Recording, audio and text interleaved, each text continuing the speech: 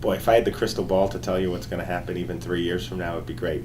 I do think what's happening is this evolution of data, and everybody talks big data. For us, we want to take the approach that we want to weave the information that we garner from the events that we touch and create a differentiated experience. When I think about our marketplace, think about the OEMs who are starting to put together customer loyalty scores and the value of that consumer to them. And then you think about the insurance companies who already have data on how many times this individual renewed. Are they in a different cycle of their insurance process?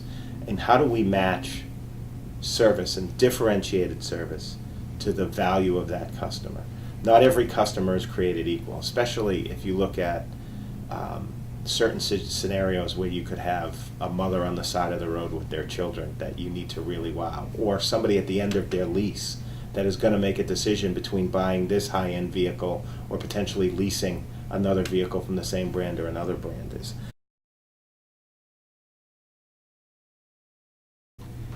When you look at what the company historically has done well, I think the key has been we've been trustworthy. And you don't hang around the industries and the clients we've had and the success we've had without sustained trust. And that doesn't mean you win every deal, but you're in every deal because people say they do things the right way. The challenge for our organization, where I believe we've done pretty well in, is to say, not only do I trust them for what they do today, I trust them for where they're going to take us over the term of this contract or over the term of the relationship. And individually, I always enjoyed sitting down and having those discussions and casting the vision for our clients to say, this is where you sit today, this is where we see this relationship going. Organizationally, we've done a good job. You can always do a better job at that, but I think it starts with trust, execution, and vision. If you don't have those three things, then you can be trustworthy. I can tell you the truth that I screwed up today.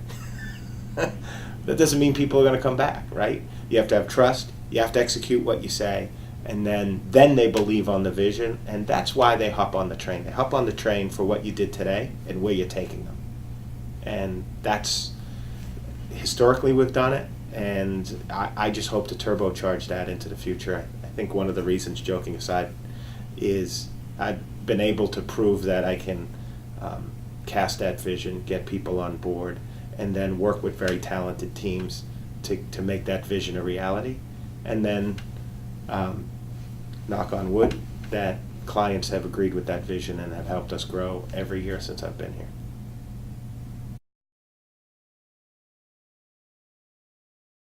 As far as the business units and how we take the lines of business and bring them together, we've always looked at ways to cross